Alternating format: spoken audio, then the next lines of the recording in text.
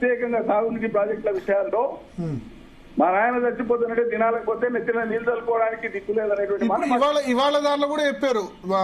ఆంధ్రప్రదేశ్ లోని సొంత ప్రభుత్వం మీద కూడా మా నేతలు ఫైట్ చేశారు, కాంగ్రెస్ నేతలు, అందుకని తెలంగాణ రాష్ట్రం తెచ్చుకున్నామని చెప్పారు. ఎప్పుడు చేసింది, ఎవరు చేసిందండి? Very the record or which record? ఎక్కడ చూపిస్తారు వాళ్ళు? వాళ్ళ పోరాటం ఎవరి మీద చేసినారు, ఎవరు చేసినారు? అంటే పోతిరెడ్డి పాడు దాని మీద పీజేఆర్ మరి శశిధర్ వీళ్ళు ఫైట్ చేశారు కదా. పీజేఆర్ ను కాంగ్రెస్ ఫోన్ చేసుకోవడానికి వీలు లేదండి, అవకాశం లేదండి. ఎందుకంటే చనిపోయే వరకు కూడా కాంగ్రెస్ 2008 వరకు కూడా Congress fought against YS Rajasekhara Reddy with in the Congress. But is in Congress party కదా. That is true. బట్ చనిపోయే రోజు వరకు కూడా కాంగ్రెస్ లో ఉన్నారు. As Congress party did not fight PJR. PJR fought on his own against YSR because YSR was stealing the water of Telangana. That was his protest. And Congress never stood with PJR. Okay.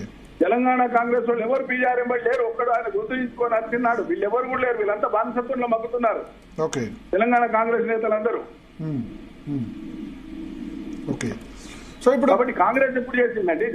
నదీ జలాల కోసం కాంగ్రెస్ ఎప్పుడు పట్టింది? ఇంకొకటి భరత్ గారు, మూలంలోకి పోతే కృష్ణానది మీద తలపెట్టినటువంటి హైదరాబాద్ రాష్ట్రం తలపెట్టినటువంటి ప్రాజెక్టులు upper Krishna, Bhima, Tungabhadra left canal, RDS, Jurala కలిపితే 215 పైచీలకు టీఎంసీలు ఒక్క పాలమూరు జిల్లా కోసం మాత్రమే వినియోగించడానికి ఉద్దేశించినటువంటి ప్రాజెక్ట్ అది. రాష్ట్రం ఏర్పడిన తర్వాత 174 టీఎంసీలకు సంబంధించినటువంటి ప్రాజెక్టును అబాండన్ చేసినారు. ఎవరు చేసిందండి? కాంగ్రెస్ పార్టీ కదా, కాంగ్రెస్ ప్రభుత్వం కదా. సమైక్య రాష్ట్రంలో కలుపుకున్న తర్వాత అప్పర్ కృష్ణాను, తుంగభద్ర లెఫ్ట్ కెనాల్ ని, భీమా ప్రాజెక్ట్ ని అబాండన్ చేసి ప్రాజెక్టే కట్టకుండా, లెక్కలోకే లేకుండా రాష్ట్రాల పునరుద్ధరణ అయింది. కాబట్టి ఇప్పుడు మేము అక్కడ కట్టమని చెప్పేటువంటి వాదన తీసుకొచ్చి పాలమూరు గొంతుకొచ్చింది కాంగ్రెస్ కదా. కృష్ణానది జనాలు ఆది నుంచి ఇప్పటిదాకా అన్యాయం చేసింది కాంగ్రెస్ కాదండి. కాళేశ్వరం 2 సంవత్సరాల్లో కంప్లీట్ చేసినప్పుడు పాలమూరు రంగారెడ్డి ఎందుకు భాష వాడడానికి మరిచి కనిపించాలి, వినడానికి మనకి కనిపించాలి. సరే, ఇప్పుడు వాళ్ళు 2 పాయింట్స్ రైజ్ చేస్తున్నారు. కాళేశ్వరం 2 సంవత్సరాల్లో కట్టినప్పుడు పాలమూరు రంగారెడ్డి 10 ఏళ్లైనా ఎందుకు కట్టలేదు ఒకటి. రెండవది, జూరాల నుంచి కాకుండా పాలమూరు రంగారెడ్డికి శ్రీశైలం సోర్స్ ఎందుకు తీసుకున్నారు? జూరాల తీసుకుంటే అంతర్రాష్ట్ర ఇబ్బంది ఉండేది కాదు, ఆంధ్రప్రదేశ్ ప్రభుత్వంతో పేచి ఉండేది కాదు.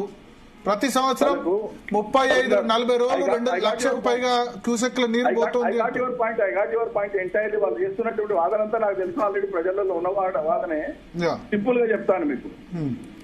పాలమూరు రంగారెడ్డి ఆలస్యం కావడానికి కాంగ్రెస్ పార్టీ కారణం. 190 కేసులు వేసినారు. 1 కాదు 2 కాదు.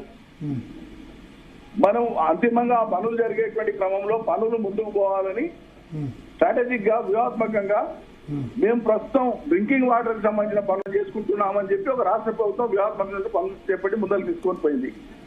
కాలగమనంలో ఒక్కొక్క అనుమతి తీసుకున్నాం. చంద్రబాబు నాయుడు గారు కేసులు వేసినారు. పాలమూరు ప్రాజెక్టు కొత్త ప్రాజెక్ట్ అని, పాలమూరు ప్రాజెక్టు కొత్తది కాదు అన్నాం. రేపు పొద్దున మాకు కేటాయించబోయేటువంటి నీళ్ళలో వచ్చే మేము వాడుకుంటాం కాబట్టి మా పనులు మాకు కావాలన్నాం. 190 గ్రీన్ ట్రిబ్యునల్లో కేసులు, సుప్రీంకోర్టులో కేసులు, హైకోర్టులో కేసులు, పర్యావరణ అథారిటీస్ దగ్గర కేసులు. వాళ్ళు ఏం ఎక్కండి దిగ్గనిపించాలి కదా వీళ్లకు. కేసులు వేయించినటువంటి కాంగ్రెస్ పార్టీ, కాంగ్రెస్ మేధావులు మాట్లాడినటువంటి వీళ్లే ప్రాజెక్టు జాప్యం కావడానికి కారణమైనటువంటి వాళ్ళే ఇవాళ ఎందుకు తొందర పూర్తి ఎందుకు చేయలేదండి?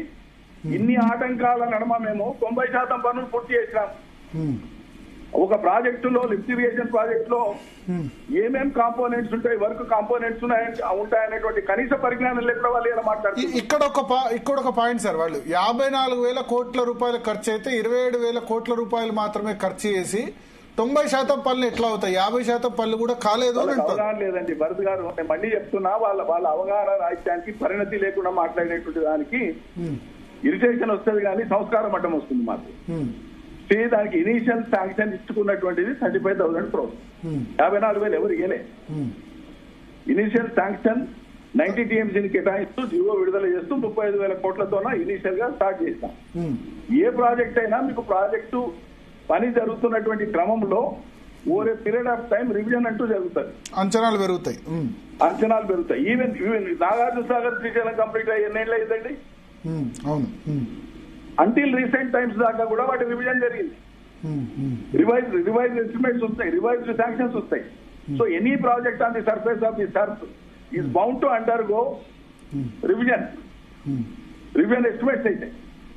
కాబట్టి పాలమూరు రంగారెడ్డిని వాళ్లే ద్రోహులు.